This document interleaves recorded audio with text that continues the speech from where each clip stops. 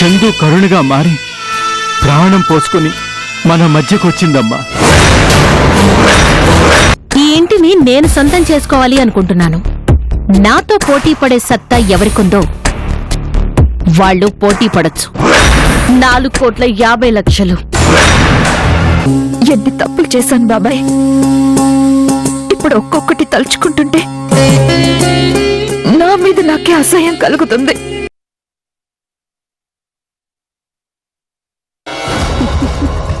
దేనికైనా సమఉజ్జీల మధ్య పోటీ ఉండాలి గాని ఇలా మధ్యలో ఆగిపోయే వాళ్లతో కాదు.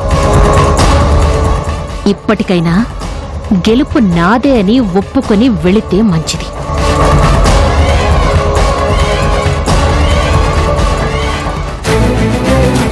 ఈ ఇంటిని గెలవగానే బుల్డోజర్స్తో తొక్కించి నాశనం చేసేస్తాను. భార్గవి గారి పాట 8,50,00,000 రెండోసారి.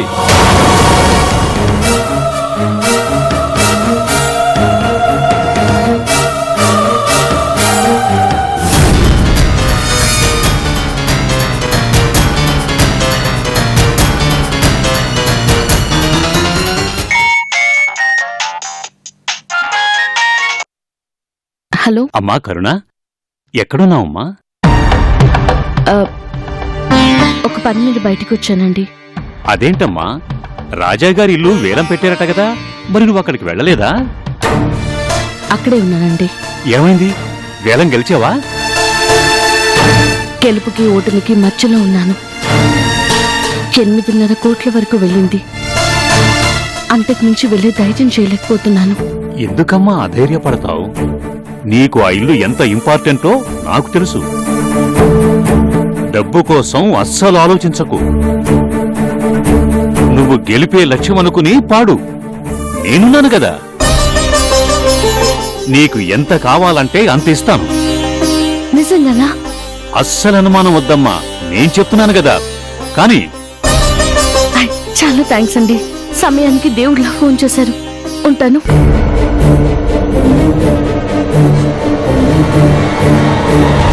భార్గవి గారి పాట 8,50,00,000 10 కోట్లు.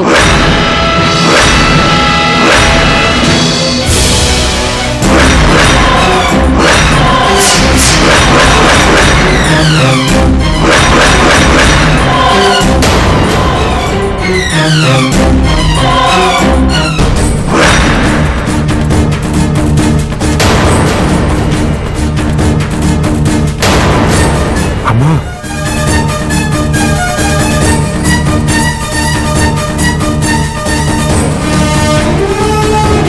నా పాట 10 కోట్లు. పోటీకొస్తే ఇంకో 10కైనా రెడీ. నీకన్నా పిచ్చా? 10 కోట్లంటే ఏమనుకున్నావు? నీకు డబ్బు ముఖ్యం, నాకు విలువలు ముఖ్యం. దమ్ముంటే పాడు.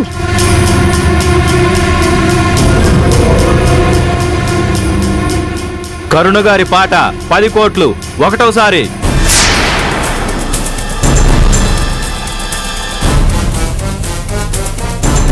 కరుణ గారి పాట 10 కోట్లు రెండోసారి.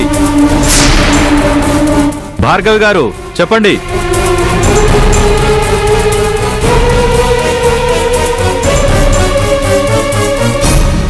కరుణ గారి పాట 10 కోట్లు మూడోసారి. ఈ ఇంటిని కరుణ గారు సొంతం చేసుకున్నారు.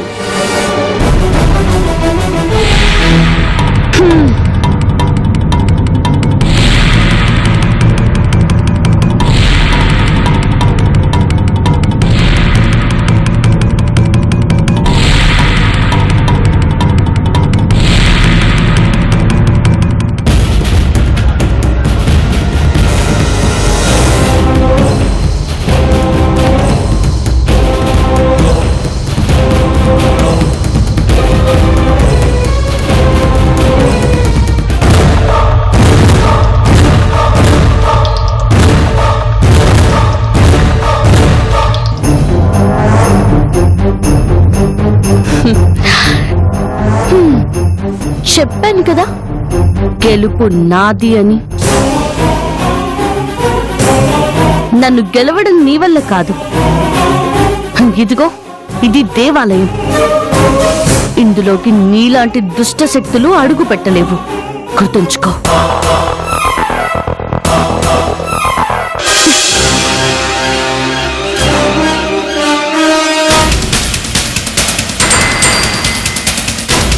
రామ్మా లోపలికి వెళ్ళి చూద్దాం.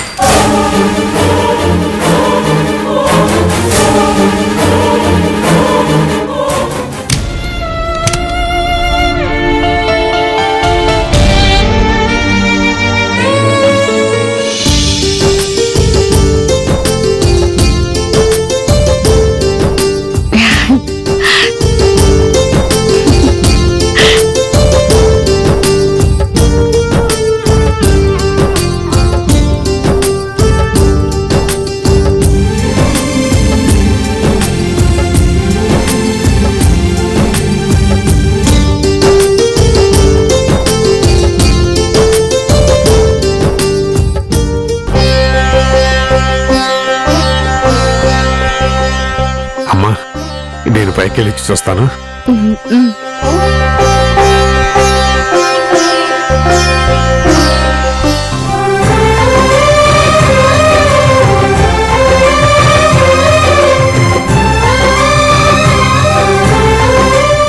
ఏమండి, మన ఇల్లు మన చేతికొచ్చిందండి.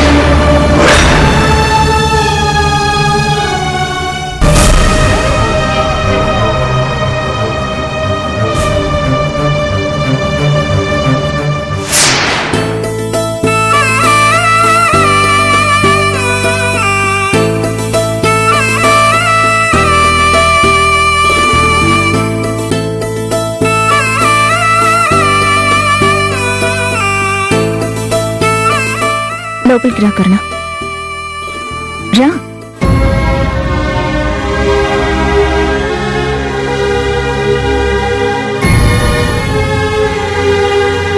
ఏంటి అలా చూస్తున్నావు? కూర్చో. నువ్వేం చేస్తున్నా నాకు అర్థం కావడం లేదు. నాకంతా అయోమయంగా ఉంది. నువ్వు నాకు హారతి ఇవ్వడం ఏంటి? ఏ ఇస్తే తప్ప?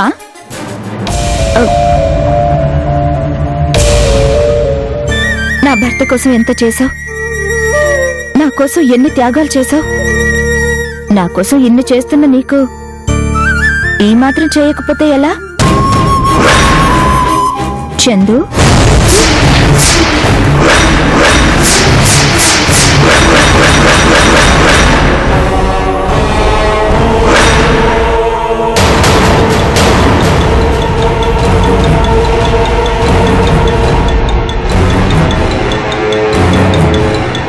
చందు ఏంటి? నన్ను చందు అని పిలుస్తున్నావేంటి అమృత? నేను చందుని కాదు, కరుణని. ఇంతకాలం నేను కరుణవనే నమ్మాను. అలా అనుకోవడం వల్లే నిన్నొక బద్ధ శత్రువుగా, నా కుటుంబాన్ని నాశనం చేయడానికి వచ్చిన దుర్మార్గురాలిగా అనుకున్నాను. నా భర్తని వల్లో వేసుకున్నావని నానా మాటలన్నాను. చాలా అవమానించాను. కానీ నువ్వేంటో ఇప్పుడే తెలుసుకున్నాను చందు. నో, నేను చందుని కాదు. నువ్వేదో పొరపాటు పడుతున్నావు. చందువి కాకపోతే నా భర్తకి ఎందుకు సేవలు చేస్తున్నావు? చందువి కాకపోతే ఆయన ఆశయం కోసం ఎందుకు కన్స్ట్రక్షన్ బిజినెస్ చేశావు? నువ్వు చందువి కాకపోతే నేను ఎన్ని రకాలుగా అవమానించినా వాటన్నిటిని ఎందుకు భరించావు? నువ్వు నిజంగా కరుణవే అయితే, నా భర్తని వల్లో వేసుకున్న దానివే అయితే, ఆయన మంచాన పడగానే నీ దారిని నువ్వు వెళ్ళిపోయేదానివి. దొరికినంత దోచుకుని నీ దారిని నువ్వు వెళ్ళిపోవచ్చు. కానీ ఇంకా ఎందుకు ఆయనకి సేవలు చేస్తున్నావు? ఎందుకంటే రాజా గారి మీద నాకున్న అభిమానం, నీ మీదుండే గౌరవం అంతే. కాదు, ఆయన మీద ఉండే ప్రేమ, ఆయన కట్టిన తాళి మీద ఉన్న మమకారం. ప్రపంచంలో ఏ భార్య భర్త పరిస్థితి అలా ఉంటే వదిలేసి వెళ్ళిపోదు. ఆ బంధానికున్న గొప్పతనం అదే. అందుకే మీ గురించి పేపర్లో, టీవీల్లో ఎలా రాసినా, ఏం చెప్పినా నువ్వు పట్టించుకోలేదు. ఎందుకంటే నీ భర్తతో నువ్వు తిరగటం తప్పు అని నువ్వు అనుకోలేదు కాబట్టి. నువ్వే కాదు, ఆయన కూడా ఎన్ని మాటలన్నా, ఎన్నిసార్లు నీ విషయంలో గొడవలు పడినా, ఎన్ని అవమానాలు పాలైనా నిన్ను మాత్రం వదులుకోలేదు. ఎందుకంటే నువ్వు చందువి కాబట్టి. మీ బంధం అంత గొప్పది కాబట్టి. ఇంకా ఎందుకు చందు దాస్తావు? నువ్వు చందువే. కాదు కాదు కాదు కాదు, అదంతా అబద్ధం. నేను అసలు చందుని కాదు. ఎవరు నీకు అబద్ధం చెప్పారు? అనవసరంగా నీ మైండ్ పాడు చేశారు. నేను కర్ణని. ఆ చందు చచ్చిపోయింది.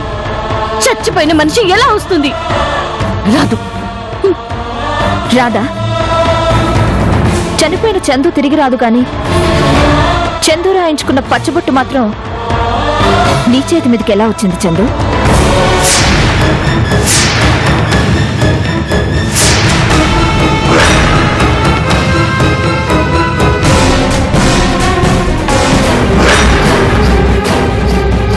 ఆ రోజు నీ చేతి మీద పచ్చబొట్టు చూసి నువ్వేమైనా చందు అంత గొప్పదానివా అన్నాను గాని నువ్వే చందు అయ్యుండొచ్చు కదా అని మాత్రం ఊహించలేకపోయాను. ఎంత చెప్పినా నీకు అర్థం కాదేంటి? నేను చందుని కాదు. ఇది కేవలం రాజాగారి మీద అభిమానంతో వేయించుకున్న పచ్చబొట్టు. నిజంగానే నాకు రాజాగారికి సంబంధం ఉంది. అందుకే కావాలని పచ్చబొట్టు వేయించుకున్నాను. ఇది నిజం. నేను నిజంగానే నీ కాపురం కూల్ చేశాను. నీ భర్తని బలలో వేసుకున్నాను. అవునా? అయితే నువ్వు చందువు కాదంటావు. అయితే నా కోసం నువ్వు ఏ త్యాగం చేయలేదు అంటావు. చెయ్యలేదు. అయితే ఆయన మీద ఒట్టేసి మాట చెప్పు.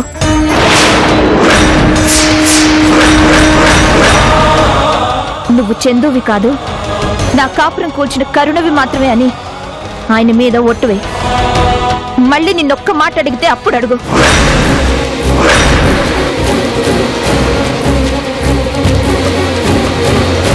ఏ మాట పడిపోయింది? చెప్పు చందు. నువ్వు చందువి కానప్పుడు నీకేంటి బాధ? నువ్వు చందువి కానప్పుడు ఆయనకేమైపోతే నీకెందుకు? పొట్టు వేయచ్చు కదా.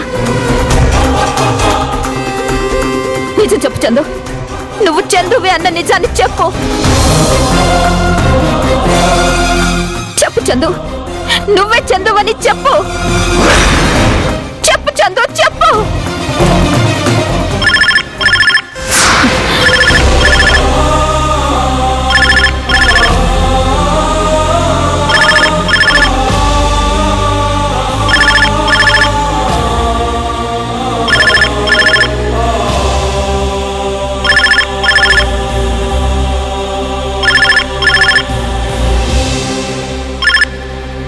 హలో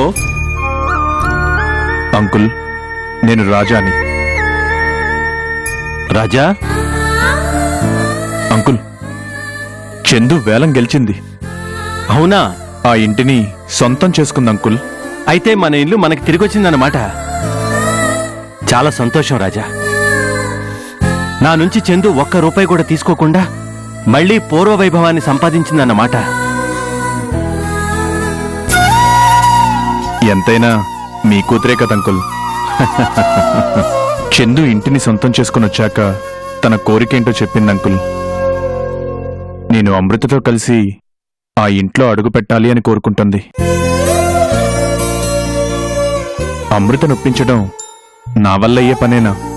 మీరే చెప్పండి. నన్ను కాదని వెళ్ళిపోయిన మనిషిని నేనెలా తీసుకురాగలను? నేను అడిగితే మాత్రం తను ఎలా వస్తుంది అంకుల్? మీరే చెప్పండి. ఎందుకు రాదు రాజా? అమృతకి నువ్వంటే ప్రేమ లేదా? కానీ జరిగినవన్నీ మీకు తెలుసు. పైగా ఆ ఇంటిని చందు కరుణగా గెలుచుకొచ్చింది. అమృతని రమ్మంటే ఎలా వస్తుంది? ఎంత చెప్పినా చందు వినడం లేదు. చందు ఆలోచనలో కూడా నిజం ఉంది కదా రాజా.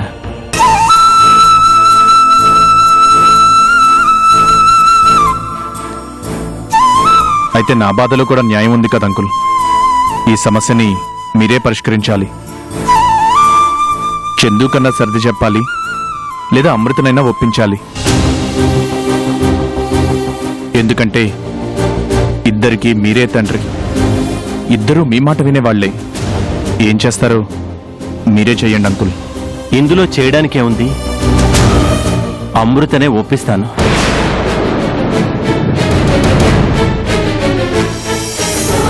నిజంగానా? నా ప్రయత్నం నేను చేస్తాను రాజా. అమృతతో కలిసి నువ్వు ఆ ఇంట్లో అడుగు పెడితే అటు చందు ఆశ తీరుతుంది, ఇటు మీ కాపురం నిలబడుతుంది కదా. కానీ అమృత ఒప్పుకోవాలిగా. చూద్దాం. కన్నా తండ్రి లాంటి వాణ్ణి కదా, కాదంటుందా? ఏమో, మీ ఇష్టం అంకుల్. బాధ్యత మాత్రం మీదే. ఉంటాను.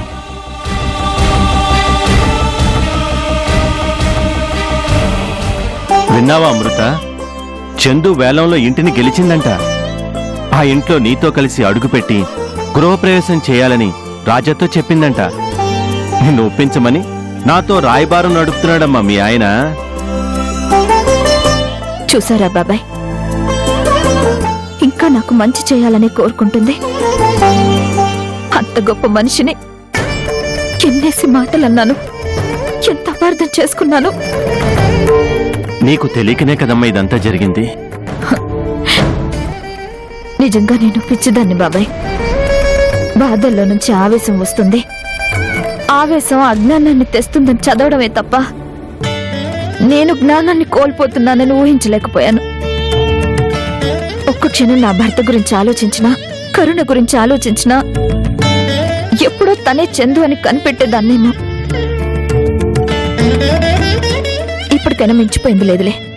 నేను ఒప్పుకున్నానని చెప్పండి బాబాయ్.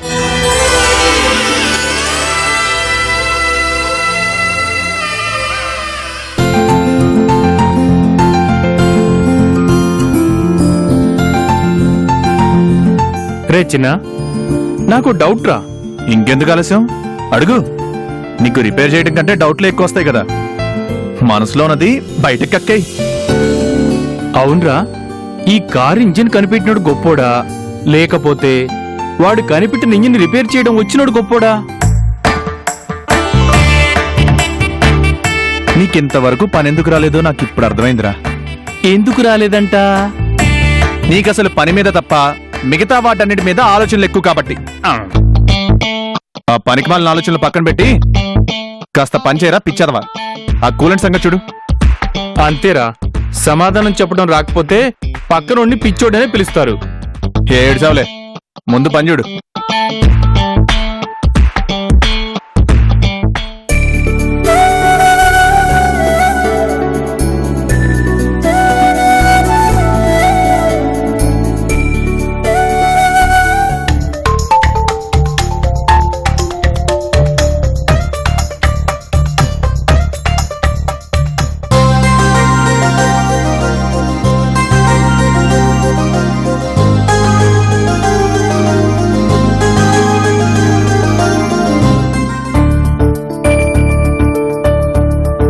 చిట్టి చేతులు నా చిట్టి చెల్లెలవి. అన్నయ్య, నీకు గుడ్ న్యూస్ చెప్పనా? ఏంటమ్మాది? మన ఇంటిని బ్యాంకు వాళ్ళు వేలం వేస్తున్నారు కదా. ఆ వేలంలో కరుణ అంటే మన ఇంటిని కొనేసింది తెలుసా? నిజంగానా? అవునన్నయ్య. కానీ ఆ ఇంటిని సొంతం చేసుకోవాలని భార్గవి పోటీకొచ్చిందంట. ఆవిడికేం పోయే కాలం? లంకంత కొంపుందిగా, దీనికోసం పోటీ పట్టం ఎందుకు? ఎందుకంటే మా డాడీని ఏడిపించాలి కదా. ఆ ఇల్లు అంటే డాడీకి చాలా ఇష్టం. చాలా ఇష్టపడి డాడీయే దగ్గరుండి మరీ కట్టించుకున్నారన్నయ్య. ఆ ఇంటిని ఎలాగైనా తను దక్కించుకోవాలని భార్గవి పోటీ పడింది. కాని కరుణ ఆంటీ వదిలిపెట్టలేదు. మొత్తం 10 కోట్లకి వేలంపాట్లో సొంతం చేసుకుంది. అమ్మ తలుచుకుందంటే ఏది వదిలిపెట్టదాను. ఆ ఇల్లు ఒక దేవాలయం లాంటిది. ఆ భార్గవి లాంటి దయ్యాలకి ఎలా దక్కనిస్తుంది చెప్పు? అయినా 10 కోట్లకు వేలం పాడిందంటే చిన్న విషయమా? ఇంకో 10 కోట్లైనా కరుణ ఆంటీ పాడేది. ఎట్టి పరిస్థితుల్లోనూ ఆ ఇల్లు మాత్రం వదులుకునేది కాదు. అన్నయ్య, ఆ ఇంటిని డాడీకి గిఫ్ట్ గా ఇచ్చింది. పోనీలేను, రాజాగారు సంతోషంగా ఉన్నారు కదా. నాకు శక్తి ఉంటే నేనే ఆ ఇంటిని సంపాదించి రాజాగారికి గిఫ్ట్ గా ఇద్దాం అనుకున్నాను. కానీ కరుణమ్మ పనిచేసింది కదా, నాకు చాలా సంతోషంగా ఉంది. అంతకంటే సంతోషించే విషయం ఒకటి చెప్పాలన్నయ్య. ఏంటది? మళ్ళీ మేమందరం ఆ ఇంటికి వెళ్ళబోతున్నాం. అవునా? హా, ఇంటిని సొంతం చేసుకున్నాక నన్ను మమ్మీని తీసుకొని డాడీ ఆ ఇంట్లో అడుగు పెట్టాలని కరుణ ఆంటీ కోరిక. మమ్మీని ఒప్పించమని తాతయ్యకి చెప్పిందట. తాతయ్య చెప్పగానే మమ్మీ వెంటనే ఒప్పుకుంది తెలుసా? నిజంగానా? నిజంగా మీ మమ్మీ ఒప్పుకుందా? ఆశ్చర్యంగా ఉంది కదా. నేను కాసేపు షాక్ అయ్యాను. డాడీని కాదని వచ్చేసిన మమ్మీ మళ్ళీ ఆ ఇంటికి వెళ్ళడానికి సంతోషంగా ఒప్పుకుంది. అమ్మయ్యా, మీ మమ్మీ డాడీ కలిసి మళ్ళీ ఆ ఇంట్లో అడుగు పెడుతున్నారంటే నాకు నిజంగా చాలా సంతోషంగా ఉంది. ఇదంతా కరుణ అంటే గొప్పతనం అన్నయ్య. మళ్ళీ డాడీని ఒక మంచి పొజిషన్ లో నిలబెట్టింది. ఇవాళ అందరి ముందు డాడీ మళ్ళీ తలెత్తుకుని తిరుగుతున్నాడు అంటే అది కేవలం ఆంటీ వల్లే. రేపు అందరూ ఆ ఇంటికి వెళ్తున్నాం. మీ మమ్మీ డాడీ కలిసి ఆ ఇంట్లో ఆనందంగా ఉండాలని అమ్మ కల. ఆ కల నిజం కాబోతుందన్నమాట.